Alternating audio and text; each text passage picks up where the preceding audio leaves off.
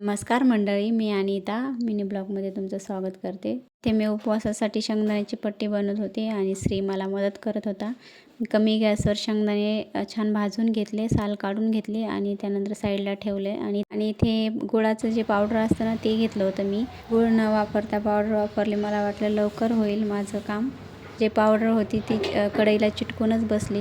मला असं माहीतच नव्हतं, कारण की मी अगोदर बऱ्याच वेळेस बनवली पण असं काही झालं नाही, कारण की मी त्यावेळेस गूळ वापरला होता आणि यावेळेस पावडर. तर असं होऊन बसलं.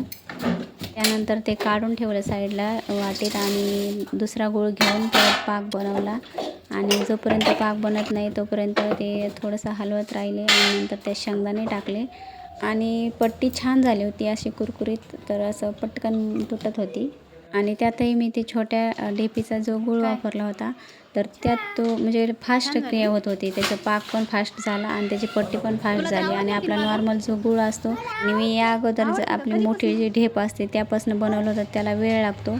आणि श्री इथं पट्टी घेऊन बसला डब्यात आणि पप्पाला सांगत होता की मी बनवली म्हणून. चला इथंच व्हिडिओ संपवते. व्हिडिओ बघितल्याबद्दल धन्यवाद.